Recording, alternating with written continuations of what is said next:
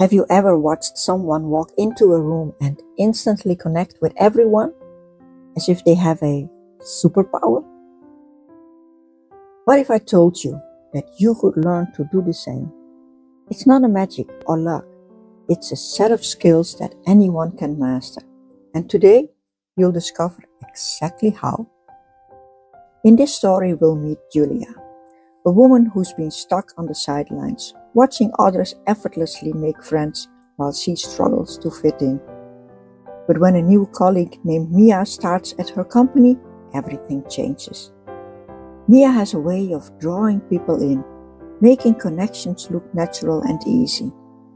Curious, Julia decides to find out Mia's secret, and what she learns changes her life.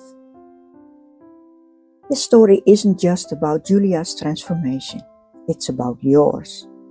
Because by the end of this video, I'll share the 3 simple, powerful tips Mia taught Julia. These tips will help you build genuine connections, turn casual interactions into lasting friendships, and even make you the kind of person others can't wait to be around. Sounds impossible? Don't take my word for it. Let the story show you how. Stick around to the end and you'll discover how to unlock your own superpower of connection. Let's dive in. Julia had been at Hartley & Co. for 3 years, but her workday often felt isolating. While her colleagues seemed to share inside jokes and chat effortlessly, Julia stuck to polite exchanges, never bridging the gap to real friendships. Then came Mia, the new hire who seemed to spark warmth wherever she went. Within weeks, she was at the center of the office conversations, effortlessly drawing people in. Julia watched, fascinated, and one day mustered the courage to approach Mia during a lunch. "Hey Mia," Julia began as Mia unwrapped her sandwich at her desk. "Mind if we take a walk while we eat? I've got a question for you." Mia's eyes lit up. "Sure, I could use some fresh air." As they strolled through the nearby park, Julia hesitated before speaking. "You're really good at making friends. It's like everyone already loves you. How do you do it?" Mia smiled thoughtful. "Honestly, it's not as complicated as it might seem. I just try to show genuine interest in people. For me, that means asking the right questions, really listening and following up." "What kind of questions?" Julia asked, intrigued. "Open-ended ones," Mia said, gesturing as she spoke. "Instead of asking, 'How are you?' I might ask, 'What's been the best part of your week?' It gives people a chance to share something meaningful." "That's smart," Julia said, nodding. Mia continued. "The second thing is listening.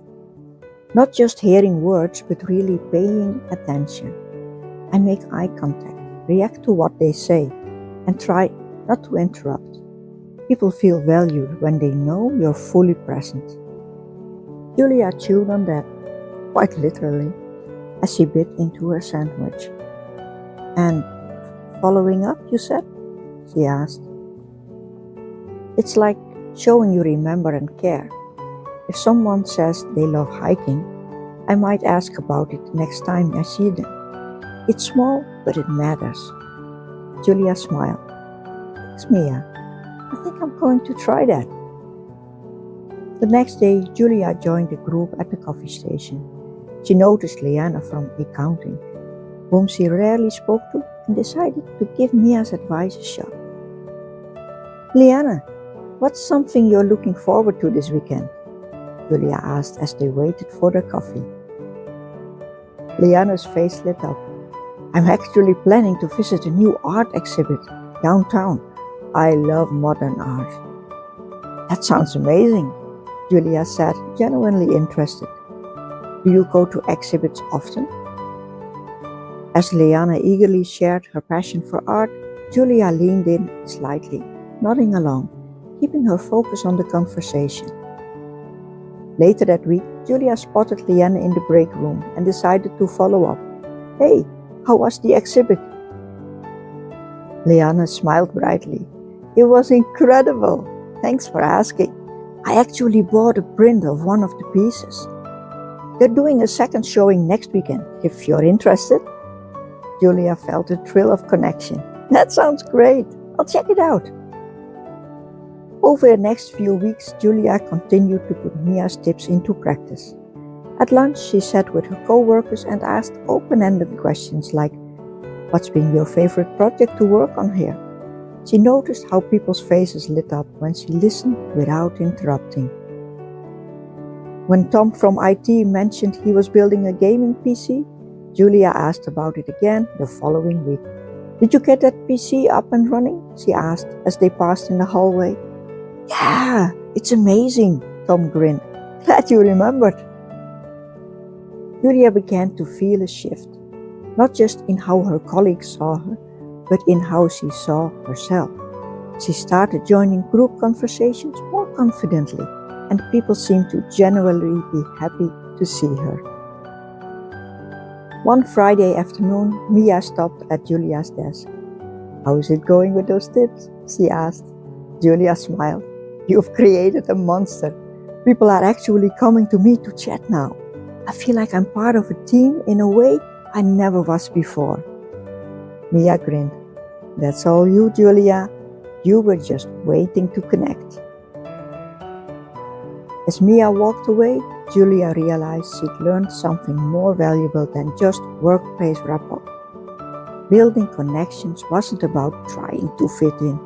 It was about helping others feel seen and valued. And now, finally, Julia did too. And there you have it, the story of Julia, Mia, and the secrets to becoming a friend magnet. But this isn't just a feel-good story. It's your blueprint for making meaningful connections in your life.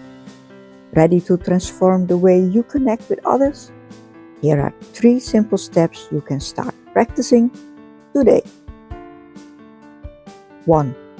Ask open-ended questions. The easiest way to spark a real conversation is to ask questions that go beyond the basics. Skip "How are you?" or "What's your job?" Instead, try questions like "What's been the highlight of your week?" or "What's something you're passionate about?" These invite people to share their stories and open up. And trust me, people love to share when you ask the right questions. 2. Listen actively. Here's the secret. Most people listen just to reply, but you're going to listen to understand.